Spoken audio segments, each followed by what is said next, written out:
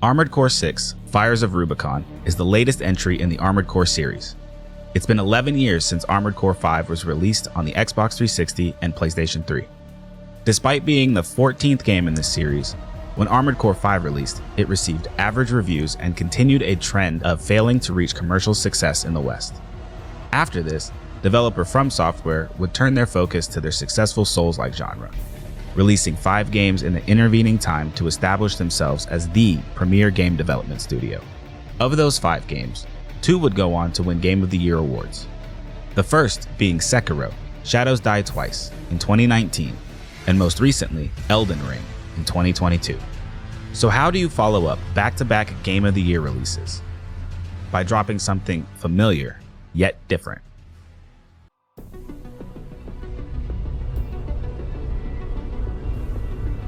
We're close to Rubicon. Wake the dog up. Armored Core 6: Fires of Rubicon is a return to the series that put FromSoftware on the map. This time around, the high-speed mech shooter gameplay has been infused with elements and experience that FromSoftware have gathered over the past decade of releases in the Souls-like genre. While the Souls-like genre is defined by slower, methodical gameplay with a focus on tight combat mechanics, Armored Core 6 is much more of an arcade experience. Gone is the Metroidvania-inspired open world and level design. Instead, we have mission-based gameplay and a fast-paced power fantasy. This is high-octane, full throttle, pedal-to-the-metal action.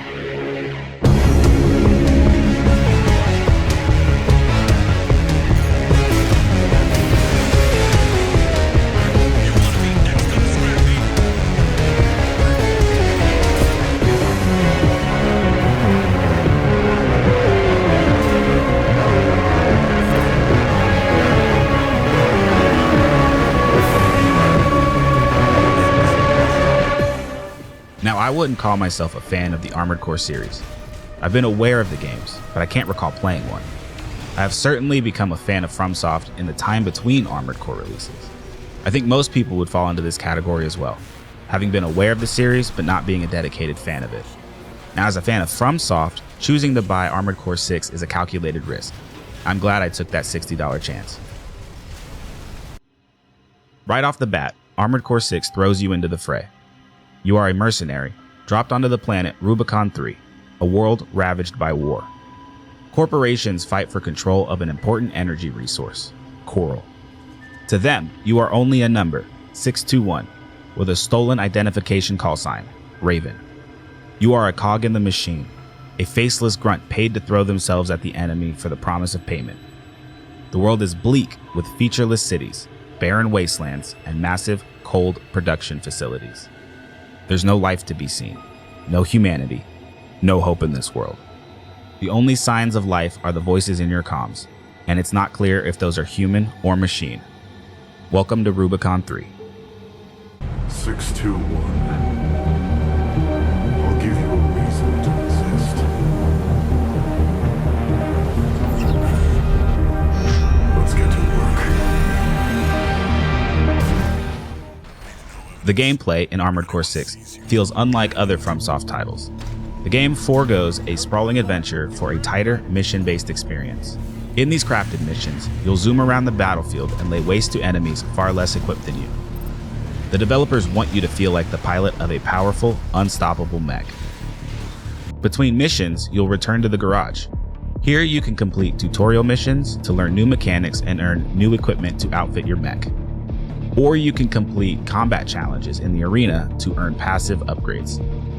There's also a deep customization system. Not only can you customize the paint job and materials for your AC, but there's also a detailed loadout system for building the perfect mech for the job. The game encourages you to try new builds and to explore the different options available. As you progress, you may find that your fast, lightweight mech is perfect for shorter, guerrilla-style encounters, but you'll soon realize that larger enemies with more firepower are making quick work of your light armor. No one loadout will solve every problem, except maybe dual Gatling gun tanks. Those seem to solve everything. As is tradition in FromSoft titles, the game will occasionally throw a brick wall of a boss at you, and the difficulty will crank to 11. It's in these moments that the game is likely to lose players. There are already negative reviews on Steam from people who couldn't beat the tutorial level boss. In typical fashion, FromSoft doesn't handhold you. There are no pop-up or load screen suggestions telling you to purchase better gear or execute certain maneuvers. There are no options available to lower the difficulty. You're playing a FromSoft game after all. You better adapt.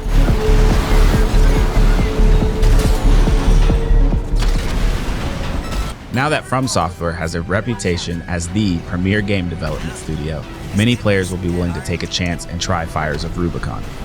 Most will go in expecting an experience similar to other Soulsborne games, and to some extent, they may be a little disappointed. If you taper your expectations, you'll find a fun action game that is an appropriate length and is the perfect experience to fill the gaps between the never-ending RPGs released this year. Near the top of this review, I mentioned that the Armored Core series never quite reached mainstream success in the West. 11 years later, Fires of Rubicon continues the legacy of the Armored Core series. And just as is demanded of the player, FromSoft returned to the garage to outfit the series with a new set of features and a fresh coat of paint. They've released a magnificent, high-octane action game worthy of commercial success with Armored Core 6: Fires of Rubicon.